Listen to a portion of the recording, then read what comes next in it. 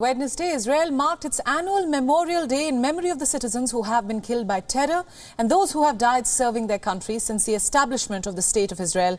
Our correspondent Jodie Cohen sent us this ground report. Take a look. This is Kfar Saba's military cemetery. The city holds a ceremony to remember its fallen soldiers, as well as its victims of terror attacks. This year's National Day of Mourning officially remembers 24,068 fallen soldiers, and this number includes an additional 177 whose names were added in the past year.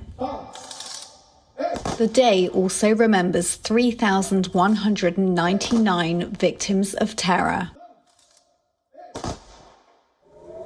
Silence falls as a siren sounds across the whole country. People on highways even stop their cars to remember the fallen. Flags are flown at half-mast, shops are shut, and memorial wreaths are laid.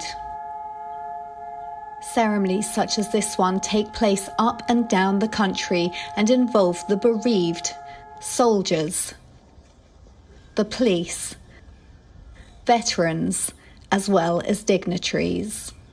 Minister Tamar Zandberg spoke exclusively to WION about what the ceremonies mean for people in Israel. Well, I think this is the most sacred moment in Israel. This is a moment where everybody stands for these 2 minutes to remember those who were killed in our wars and terror attacks, and actually are the ones that we are here because of them. So we remember them, and we remember our families and the ones that are responsible for our independence.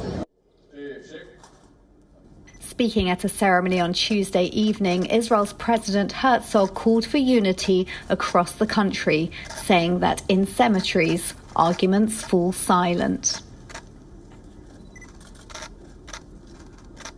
Prime Minister Bennett reminded citizens that the first and second states of Israel were destroyed over 2,000 years ago as a result of internal conflicts, and that unity is key to the survival of modern-day Israel.